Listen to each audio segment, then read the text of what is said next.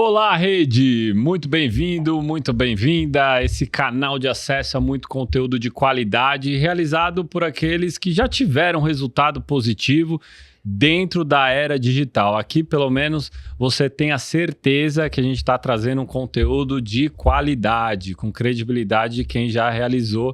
Aqui não tem guru, não tem o palestrante. Aqui a gente está preocupado em trazer os principais profissionais que estão colocando o Brasil ali na crista da onda em tecnologia, tá bom? E hoje é um episódio muito especial, porque a gente vai falar de saúde, como as tecnologias digitais vêm promovendo inclusão, facilidade e muitos benefícios, tanto para o consumidor final, como para aqueles atores que operam essas ferramentas e estão ali na gestão da saúde do Brasil. Então fique até o final, que eu tenho certeza absoluta que vai ser uma aula sobre liderança, gestão e também esse segmento que não para de crescer, tá bom? Então não deixa de se inscrever no canal, assista também os outros episódios que estão muito 10. Bom, hoje a gente vai falar com o Chung, conheço há um bom tempo, você tem uma trajetória, Chung, assim, que poucos têm, eu acho que traz uma bagagem muito rica, porque às vezes quando a gente olha para as empresas nativas digitais, essas grandes, mais relevantes, que já deixaram de ser startups, às vezes a gente tem muitas pessoas que só viveram um contexto digital, então falta algum ponto de conexão com o que tinha antes, os outros modelos, o que deu certo, o que não deu certo. Pós-crescimento. Exatamente. Mas antes de tudo isso, eu quero que você se apresente, conta um pouquinho dessa sua história. Obrigado. Bom dia, Vitor. Tudo bom? Tá ótimo. Obrigado. Prazer, assim, uma honra poder estar aqui por contar da minha história. Então, olha, começa lá no Brooklyn, lá atrás, né? Sou descendente de chineses, meus pais são chineses, fugidos do comunismo, né? Eles que são a primeira geração, Hong Kong e Xangai, né? Então a família já foi criada aqui em São Paulo. Meu pai tem aquela história de imigrante simples, veio de navio, assim, pingando de porto em porto na África, até parar aqui. Então, os meus pais são, óbvio, que uma inspiração para mim, né? Porque eles deram certo. A minha vida já foi de privilégio, de colégio particular, então foi muito mais fácil. Então, eu tenho os meus pais, meu pai e minha mãe, como ídolos mesmo, sem referência, né? Nasci e cresci em São Paulo, né? E eu sou mais de humanas que de exatas. Eu já aprendi que eu tenho que me apresentar assim, porque todo mundo já começa com o estereótipo, e aí eu já desconstruo que demorei anos para conseguir criar confiança e vulnerabilidade para dizer que eu pegava a recuperação de matemática no colégio. E hoje sou confortável em falar isso. Então eu sempre gostei de gente, fui apaixonado por pessoas, sou mais da área de humanas, ia fazer jornalismo, ia fazer publicidade, acabei fazendo administração, acabei entrando na Ambev, né? Pelo marketing, porque a Ambev era o maior anunciante do Brasil na época e tal, só que eu não sabia que eu ia ficar 21 anos. Então trabalhei 21 anos na Ambev, mas eu sou um conhecido desconhecido lá, né? Um ambeviano que viu e talvez participou de todas as coisas horrorosas, assim, da época da cultura, que mudou e tudo mais, mas eu vi uma transformação grande, né? E eu vi de fora, porque, na verdade, eu fui expatriado muito tempo. Então, eu fui um ambeviano diferente. A primeira coisa que eu era diferente é que... Até vou contar essa história porque ela conecta com o que eu estou fazendo agora, né? A Ambev é a empresa mais umbigocêntrica que tem, assim. Ela sempre olha para o pró, acho que todos os competidores são inimigos mortais, não olha para fora e tal. E aí lá na Ambev, lá no começo, eu falei assim, era um trauma. Eu falei assim, eu queria estudar fora para aprender sobre outras indústrias, coisas, eu queria fazer MBA. E aí ele falou assim, senhor, tem MBA interno. Eu falei, não é isso que eu queria realmente aprender. Tanto é que eu fui fazer Harvard, que é famoso por só fazer estudo de caso, né? Só olhar casos de outros países, de outras indústrias. E o meu fascínio vem desde lá de conectar. A gente fala connecting dots, né? Conectar os pontos, fazer as pontes, achar os aprendizados de outros lugares. Eu sempre tive esse fascínio, né? Então, acho que eu fui o primeiro que eu escrevi o padrão, o que fazer quando um funcionário pede para estudar fora, né? Nunca teve. Aí deu certo, ainda me pagaram, ainda me deram a bolsa, e eu fiz esse MBA e eu não voltei mais para o Brasil, né? E aí a Ambev tinha uma história assim, e se a gente ensinasse, falaram para mim, né, Chung, você que é chinês, filho de chinês e tal, e se a gente ensinasse 1 bilhão de chineses a beber cerveja, né? Então é um desafio de humanas, né? De entender um hábito milenar, como é que a gente transforma, né? Essa abertura, assim, olho do furacão, né? A China se abrindo. Então, em 2007, Eu fui lá para a China solteiro, né? Com as malas que cabiam no avião. E, de novo, não sabia. Fiquei 10 anos lá. Né? Então, fiquei muito tempo. Aqueles 10 anos, assim, mais... Né, de placas tectônicas se mexendo na China. Então, uma velocidade... né, neck-breaking, assim, totalmente revolucionário. Assim, eu falo que é aqueles anos que vão entrar para os anais da história, né, de que aconteceu na China, né?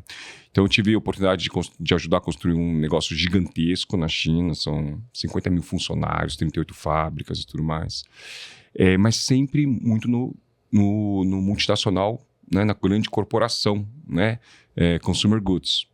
E aí como é que eu me transformei para digital? Então eu tive a oportunidade, dei meus nós em pingo d'água, eu não sei como que eu consegui convencer eles a me expatriarem para a Austrália. Eu fiquei baseado em Melbourne, e eu montei nosso Corporate Venture Capital, né? Nossos novos negócios, e ali eu investi em negócios da Ásia, né?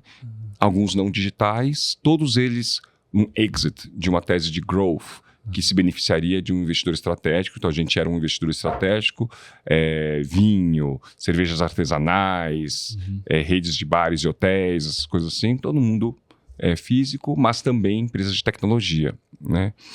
Foram várias, algumas deram muito certo, mas a que mais me marcou foi uma que não foi o maior upside, deu certo, tá indo muito bem, mas era o líder de e-commerce de bebidas da Austrália, porque lá foi que eu usei para me transformar.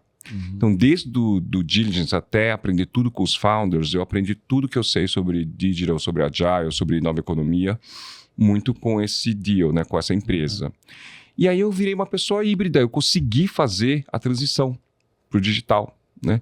E eu olho muito assim que, olhando para trás, eu fico refletindo que eu consegui navegar grandes ondas, né?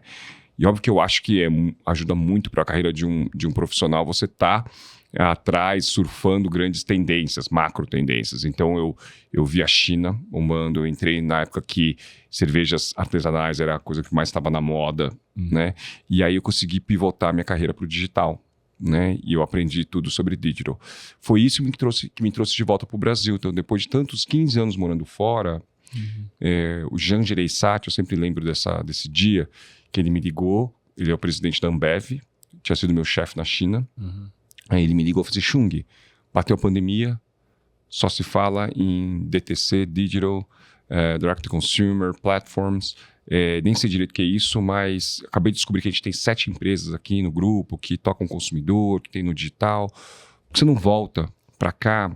Até porque o seu perfil, né, acho que tem muito do perfil. Você é conciliador, você consegue falar com os cabelos grisalhos aqui da Ambev, né, corporativos e tal, mas você fala com a molecada da Vila Madalena também, né? O pessoal do digital, né? Talvez você seja a pessoa para me ajudar a navegar esse novo mundo. Monta a nossa nova business unit, né, de digital. Tem 7 empresas, junta tudo lá, me conta. A terceira maior delas, não é a maior, a terceira maior delas, a gente acredita, acho que vai bombar. Chama Zé Delivery, né? E aí foi um dos capítulos mais marcantes da minha história. Eu tive o privilégio de, depois de investir e ser de conselho e de ver por fora teses de growth, eu tinha a oportunidade de fazer a execução de uma tese de growth, né? Então eu pude ser CEO do Zé Delivery de quando tinha, sei lá, 150 funcionários, eu entreguei ele com 800 funcionários num crescimento exponencial, acelerado obviamente pela pandemia, né? Então a história do Zé Delivery, ela não foi criada na pandemia, ela vem de antes, é uma história de resiliência, quase fechou várias vezes. Eu sempre falo que teve uma votação que foi 3-2, que a gente lembra quem é que votou contra. Mas resolveram, graças a Deus, dar uma chance aí de 6 meses, mais 6 meses para o molecada, né? Que eram os trainees, que eram os founders, né? E virou um unicórnio. Assim, a gente diz que é unicórnio porque ele movimenta 6 bilhões de GMV, faz 6 milhões de pedidos por mês e tal. E eu tive o privilégio, né, para mim vai marcar minha vida para sempre, de ter sido CEO durante a fase de growth, né? Então, mais uma vez, eu aprendi muito sobre growth. Aí depois a gente fez o exit. Deu certo, uma missão cumprida, né? E eu fiz outra coisa que nunca aconteceu no mundo da Ambev. Eu fui trabalhar, acho que o primeiro ambeviano a trabalhar no Family Office da LTS, que é o Family Office do Lehman Telles Sicupira. E eu fui lá, de novo, investir em teses de growth, né? Eles não têm o VC, a filha deles tem um VC, mas eles precisam de coisas grandes que movam ponteiro, então eles olham muito para teses de growth. Eles adoram B2B, SaaS, software, coisas que são globalmente escaláveis, né? E a gente foi fazer deal flow, né? Foi olhar investimentos, tese. Mas a verdade é que quando eu fui para lá, o meu acordo com eles era de que eu era, uma palavra que não sei se existe, tá, mas executive in residence.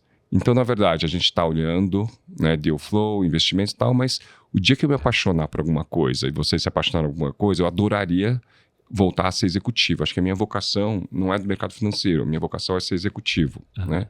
E eu acabei me especializando em teses de growth, que eu acho que, obviamente, que são talvez o sweet spot entre eu não tenho, admiro, mas não sou fundador, não sou empreendedor do zero, mas eu navego bem nessa jornada de crescimento, de entender investidores estratégicos, de entender o mundo corporativo, e eu acabei me especializando em teses de growth, né? Então fui lá na LTS, dava uma olhada em vários setores. Essa, acho que olhando para trás, é assim que se encaixa na minha história. Eu finalmente poder olhar outros setores, aprender sobre todos os outros setores, conseguir fazer uma mudança de setor, é muito difícil. Eu sou de bens de consumo, de delivery, né? Como que eu conseguiria mudar? Aí eu pensava muito em propósito, pensei muito em setores que a disrupção ainda estava por vir. Me interessava pouco fintech, porque fintech o Brasil já é o protagonista do mundo, já é o vanguardista. Talvez eu chegaria atrasado na onda, né? Então eu estava olhando coisas que iam acontecer e tal. E foi ali que eu cruzei com Health Tech. E eu olhei assim, cara, esse setor é espetacular, porque o setor da saúde é o maior setor da economia americana. Inevitavelmente vai ser o maior setor da economia brasileira, né? Dada a demografia, dada a inflação médica. Só que, por outro lado, é o setor com maiores fricções, maiores dores, o menos digitalizado. Tudo que o Brasil é vanguardista mundial em fintech, o Brasil é o patinho feio mundial em health tech. Nunca saiu um unicórnio da saúde no Brasil, né? Por quê? Porque nunca vai dar certo por causa da legislação, por causa dos atores, por causa do conservadorismo dos médicos, ou demorou, mas está chegando no ponto de inflexão e tem sim espaço para digitalizar e tem sim espaço para sair um unicórnio. Eu acredito nisso. Então, juntando um setor gigantesco, com muito dinheiro mesmo, né? Dores enormes, e a oportunidade de fazer alguma coisa com propósito, aí eu falei assim, é saúde, eu queria entrar em saúde. E aí eu comecei a pesquisar sobre saúde, comecei a estudar sobre saúde, sobre teses de health fora do Brasil, no Brasil, até que me encontrei. Eu achei uma tese que eu falei assim, cara, é essa, check, você tem aquela sua listinha, né? E aí assumi como CEO da Memed. Consegui fazer uma transição de cerveja para saúde. Dá tempo ainda de eu arranjar meu lugar no céu ali ainda. Não, e a Memed é hoje um dos protagonistas, né, dentro desse mundo de health tech, que ainda é incipiente no Brasil, concordo com você, de prontuário eletrônico, receita médica digital, com uma tese muito boa também de conveniência, mas a gente vai chegar lá. Antes disso, colocar alguns pontos que você trouxe que fazem todo sentido a gente fazer alguns comentários. O primeiro dessa bolha digital, né? Que não tem só a ver com tecnologia, tem a ver com o jeito de fazer a gestão diferente, uma cultura diferente também. O que foi a indústria no passado, né? Então, a indústria no passado, na segunda revolução industrial, ela drivou quase todos os outros setores, né? Então, aquele modelo matricial, esteira rolante, que o carro vai recebendo as peças conforme vai passando, está em serviço até hoje. Então, CEO, as áreas, uma área começa só quando a outra termina, isso é esteira rolante. Fordista, depois veio a Toyota com outro modelo, mas basicamente ele drivou todos os outros setores da economia, essa que é a verdade, modelos de educação também baseados nisso, etc, etc. Agora, quando a gente vê, nesse momento da nossa era, que é esse momento de inflexão, você vê modos de fazer gestão diferente, a cultura mudou, não é mais aquele microgerenciamento, tem mais os funcionários colaboradores um pouco mais de autonomia, mas também responsabilização. Nas nativas digitais, embora a gente não use essa nomenclatura, né? Isso é mais para quem é de fora tentando dizer o que nós somos. Eu brinco que eu não sei nem falar o que é transformação digital. Porque os lugares que eu passei, eu só sou. Você não pergunta pro elefante o que é ser um elefante. Quem tá de fora pode até olhar, olha, é um negócio grande e tal. Eu lá sei o que é transformação digital, mas é assim, a gente faz squad, reúne mais departamentos para chegar numa solução mais rápido, para testar. Não é um processo em que eu tenho, sei lá, desde o P&D até jogar para o consumidor 1 ano de preparação para descobrir que o consumidor não quer, aí você acha que é alguma etapa da esteira que está errada, aí volta, ajusta e tal. Bom, enfim, tem esse contexto que ele é bem diferente, né? E você, embora tenha passado por uma empresa líder de mercado até hoje, né? Absoluta, e que formou muita gente boa, mas que bebia numa outra fonte, né? Mas você teve essas experiências fora que ampliou. Mas a minha pergunta é especificamente sobre isso. Eu vou contar a minha experiência. A minha experiência, tanto no iFood quanto da Log e outras empresas que a gente entra, eu converso e tal, eu criei uma parábola, que é a parábola do cowboy e do especialista. Nessas nativas digitais em growth muito grande, você tem os cowboys que eles estão preocupados de ir do ponto A ao ponto B, não importa o quê. Então ele vai queimando a floresta, vai passando o trator e vai. Quando ele chega no ponto B, ele olha para trás, tá aquela zona.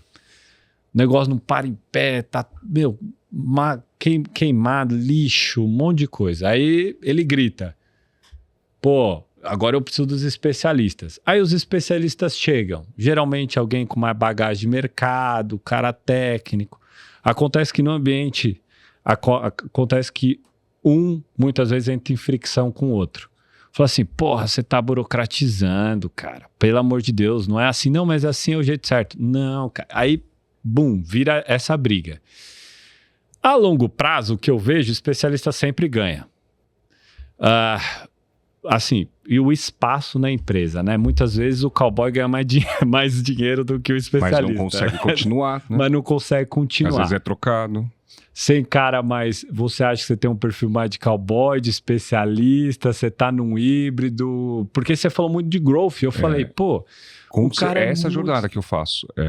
Olha, eu com certeza não sou especialista. Eu sempre falo que meu livro de cabeceira é um que chama, do David Epstein, que chama Range, Como Ser um Generalista no Mundo Feito para Especialistas. Então, eu sou generalista, mas eu não sou o fundador.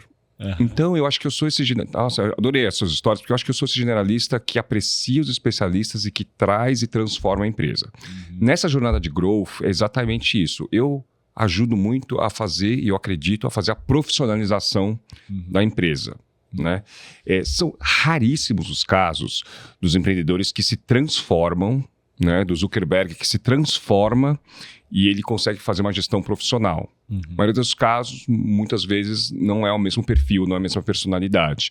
E as empresas, elas precisam, é necessário elas passarem por essa profissionalização. As teses de growth são todas em cima disso. Né, as que conseguem e que não conseguem, né? Eu acho que eu sou fascinado sobre isso, exatamente. Isso é um exemplo desse, assim, que foi picado pelo digital e foi absorvido. Parece que são coisas completamente diferentes, né? O Zé, o Memed, mas tem um modelo ali de gestão, de forma. As coincidências dos números, é engraçado, né? É engraçado.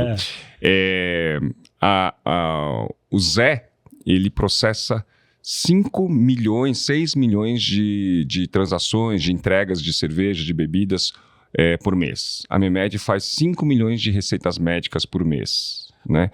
O Zé, ele é líder absoluto, sinônimo de categoria em bebidas online, né? Muito mais de 50%. Só que bebida online é só nada, 4% do Brasil. Então, o Zé, ele não se importa muito com concorrentes. Ele olha para frente, como que eu explico para as pessoas que o analógico é ruim e o digital é melhor e mais barato. A Memed, ela tem 60% das receitas médicas digitais, sinônimo de categoria, só que a receita médica digital é só 9% do Brasil. Então, de novo, ela é líder de uma coisa que tem que crescer. Ela não olha para o lado, ela olha para frente. Ela quer explicar, o objetivo dela é explicar para as pessoas que ficar escrevendo na caneta, imprimir no PDF, isso é antigo, isso é talão de cheque, né? Então tem tantas coisas, isso é tem tantos paralelos que tem um pouco da jornada, dos desafios de growth de um setor com o outro, sabe? De digitalizar uma coisa com outro setor. E ainda, pegando um gancho desse aspecto que eu acho que é muito interessante, né? Porque essas novas empresas, elas vêm com uma solução que, obviamente, às vezes não tem um paralelo, né? Então, você não está montando uma loja de vender camiseta que todo mundo sabe o que é vender uma camiseta. Tem que educar. Exatamente. Como que é esse processo de educação para esse usuário que você quer trazer aqui, esse cliente que você quer trazer? Ele tem sido simples?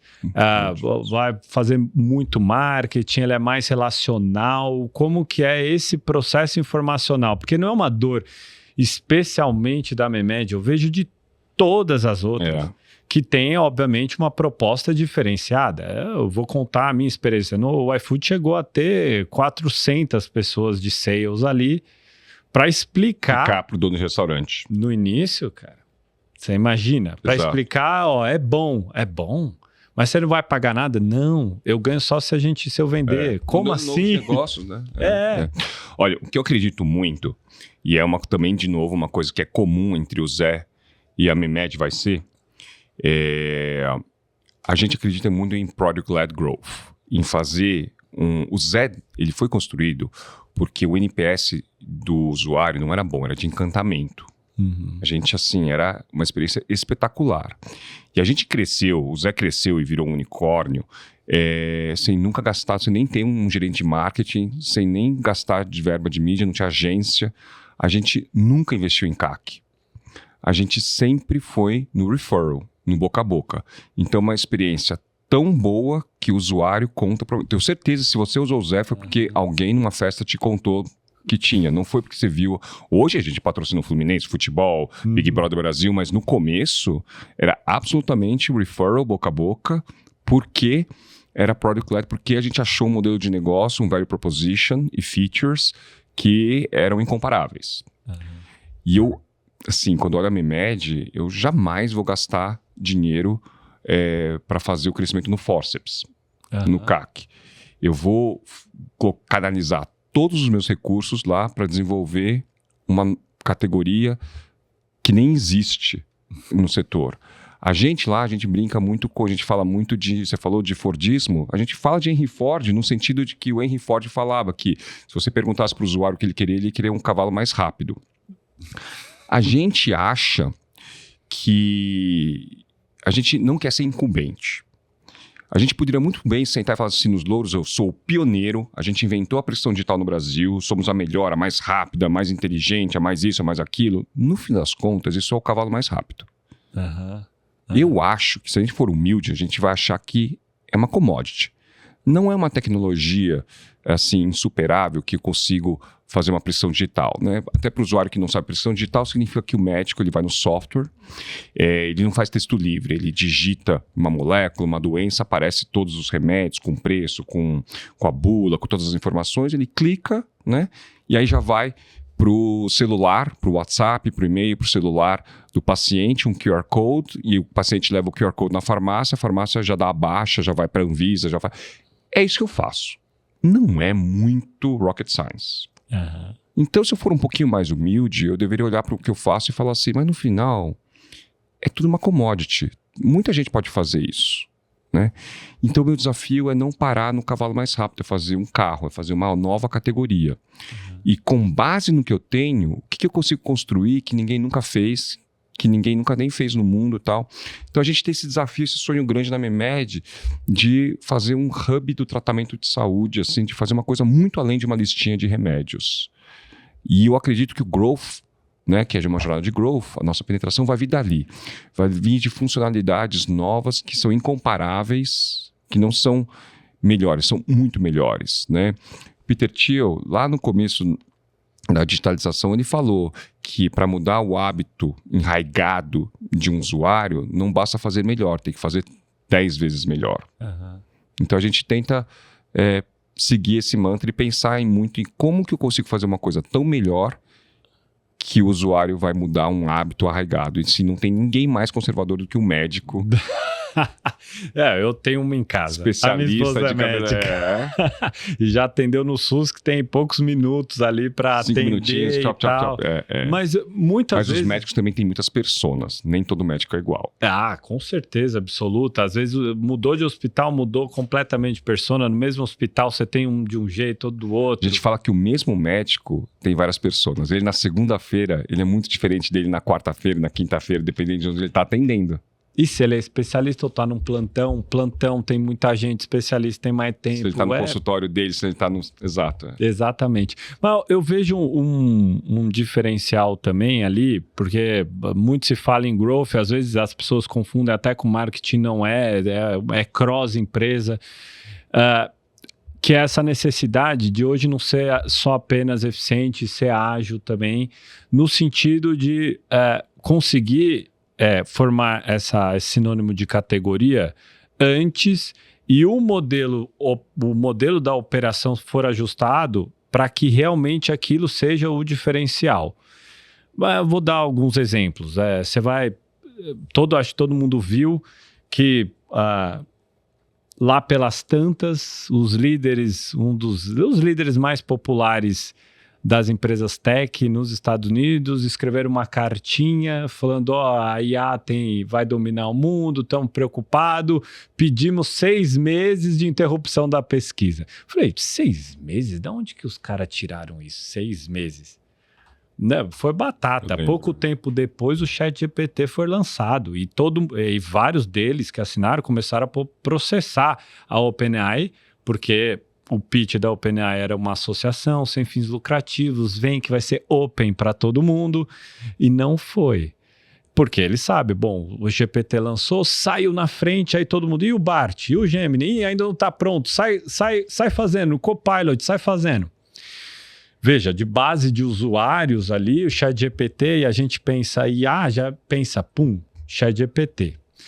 Quando a Uber Eats entrou no Brasil, se você olhar um aplicativo ou outro, até em relação a Rappi, os aplicativos são bem parecidos. Você vai falar assim, tecnologicamente tem muitos diferenciais? Não. É a operação. É o que está por trás. Velocidade também. E essa agilidade de se tornar sinônimo de categoria. Por isso que é tão essencial essa questão do growth, sem perder de vista você construir uma operação eficiente. O que está por trás...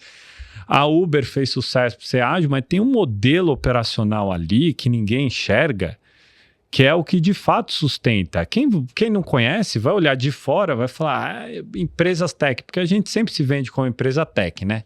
E tecnicamente falando, ninguém aqui, o core é a prestação de serviço de tecnologia, porque o KNAI, cada um está num KNAI diferente aqui, ninguém está fazendo...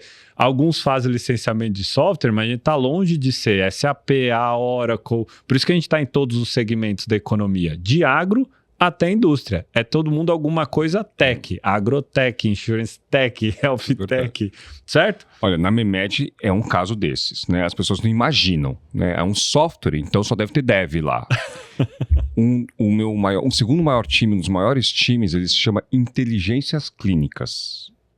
Porque eu tenho que ter um exército, um contingente de farmacêuticos e farmacêuticas que eles fazem a inteligência. Eles veem os lançamentos, as novas fórmulas, as novas moléculas, as interações medicamentosas, quando um remédio não pode ser com outro, qual que tenha alertas de alergia, que não pode ir para gestante. Então ele faz toda a inteligência clínica, né? Ele traduz a bula, ele faz todas essas interações, esses protocolos e tudo mais, e é o que alimenta a inteligência do nosso software para que o médico ache que é muito melhor usar a Memed do que ficar pesquisando sozinho, digitando ou escrevendo. Ninguém vê isso, ninguém fala isso. Né? O CX da Memed é uma área extremamente importante, porque o médico ele liga toda hora com dúvidas. A gente não presta aconselhamento médico, mas ele liga, ele pergunta, ele quer saber por que funciona, quando é que o paciente vai tomar, quando não vai receber, tá. Aí o paciente liga, mas posso mudar a posologia, tá, mas então assim, a gente, até coisas que a gente deveria fazer, as coisas que a gente não deveria fazer, todo mundo vem procurar, porque a gente liga com um grande público.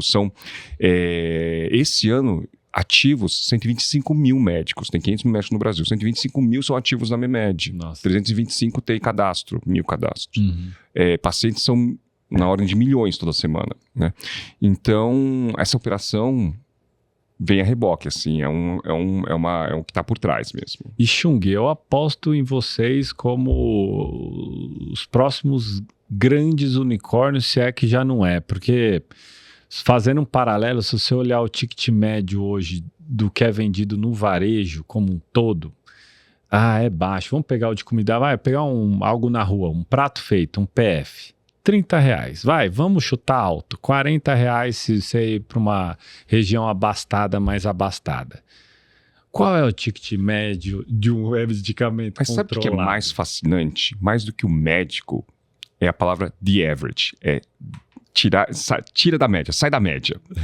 Porque eu não consigo imaginar uma categoria, remédio, por exemplo. Não consigo imaginar uma categoria que tem tanta diferença entre o básico do básico e o super topo. Pensa um carro, um hotel, um restaurante, a diferença de preço entre um e outro. Remédio é inacreditável. Remédio, né, para cardiovascular, para doença crônica, metformina, é R$5. Um hormônio de crescimento, né, um Ozempic, que é um blockbuster, é R$1.000 todo mês recorrente. Né? Um remédio oncológico, a gente chega na casa dos milhares e milhões. Então, assim, olha a diferença. Então, assim, a média não importa. Importa muito dentro da cesta, a qualidade. Então, por exemplo, uma métrica que o setor usa, número de prescrições processadas, quantas receitas você processou, ela pode enganar, porque a qualidade dela, né, varia muito. Uma prescrição, assim, empresas que são focadas em prescrições de pronto-socorro à noite, que o plantonista receita Tilenol, é uma coisa. Né? Uma especialidade de endocrinologia, de psiquiatria, de remédios de inovação sob patente, é outro ticket. Mas na média, na média é uns 120 reais assim, na média. Mas... isso pode oscilar até constantemente, né? Saiu um medicamento novo para cura de determinada doença. Ponto. Isso aqui já... Tá na moda falar de Ozempic, né? Ontem eu tava com o pessoal da Novo Nordisk. É R$1.000 por mês. Nossa. Só que a próxima geração vai ser mais caro. O Wegovy vai ser mais caro. E as próximas gerações da Lilly vão ser ainda mais caras, entendeu? Então, assim... O setor de saúde vai pegar fogo. Pois assim. Agora vamos falar um pouco de gestão, até especificamente no setor de saúde, né?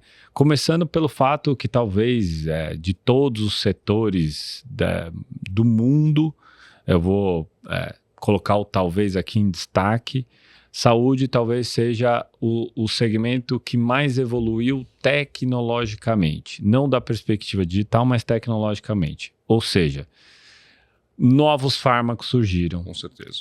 Máquinas de exames poderosíssimas, o que fez com que a expectativa de vida também aumentasse. Obviamente, também por alimentos, por outras variáveis de qualidade de vida, mas fato é que o setor da saúde, do ponto de vista tecnológico, de ciência e tecnologia, disparado é um sucesso.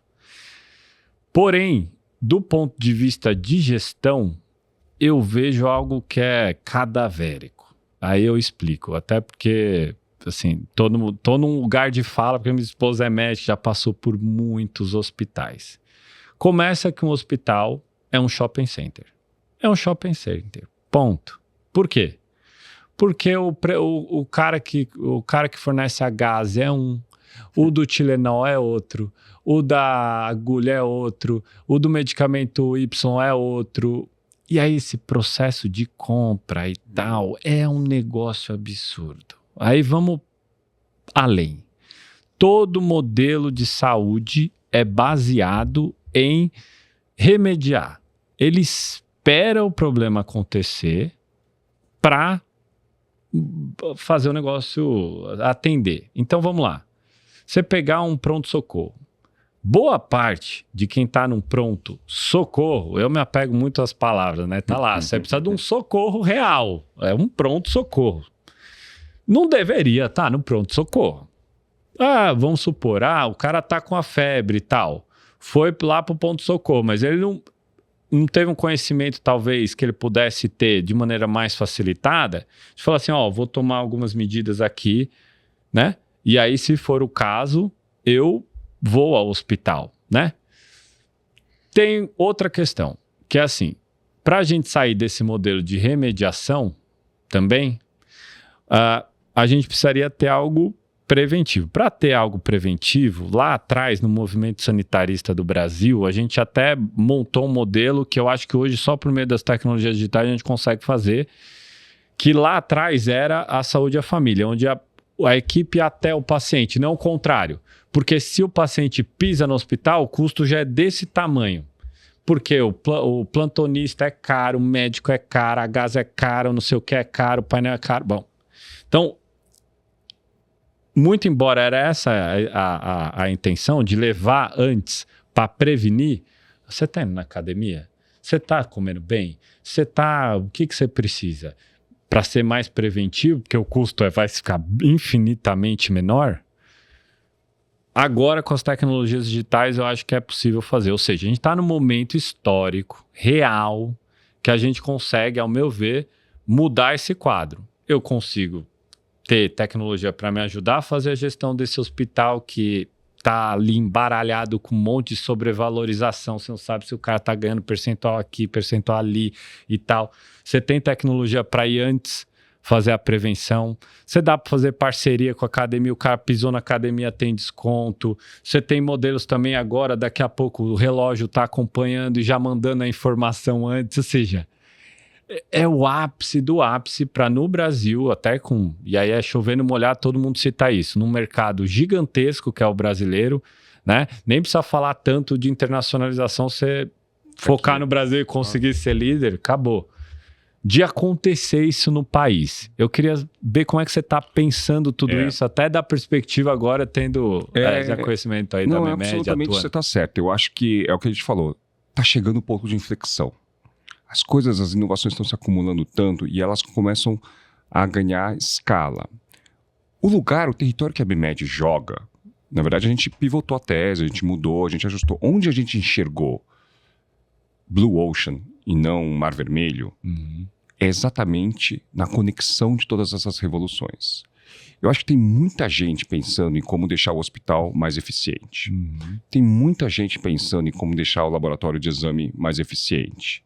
Tem players que estão consolidando na faculdade de medicina para ajudar na educação do médico. Tem gente... A indústria de varejo farmacêutico é uma das mais poderosas do Brasil. Gigantesca. Tem muita gente só olhando isso. Tem pouca gente olhando que eles são todos fragmentados, são todos desconexos. Nenhum fala com nenhum. O hospital não entende de farmácia. O plano de saúde não faz ideia sobre conteúdo médico. O laboratório de exame não conhece a associação de pacientes. Eles todos não se falam. Então eu também penso muito em conectar todos eles. Tem um pouquinho de... Na corrida do ouro, quem fez dinheiro foi o vendedor de pá. Né? A gente fala de AI agora, mas quem ficou a maior empresa em valor do mundo foi a NVIDIA, não foi... Sim. O ChatGPT em si. A camada de cima, né? Foi a camada de baixo, a infra. Exato. Então eu fico pensando muito que nesse movimento da revolução digital, na saúde e tudo mais, quem ajuda elas a potencializar elas, a conectar os atores, talvez tenha um espaço grande. E você falou certo, assim, tem tanta coisa tão rocket science, mas por outro lado você olha, né, na jornada do Brasil, por exemplo, a gente literalmente está na idade do talão de cheque, em que a pessoa tem que escrever um talonário azul para fazer uma receita de um remédio controlado. Com folha de carbono atrás. Assim, e carimbo. Não é chocante.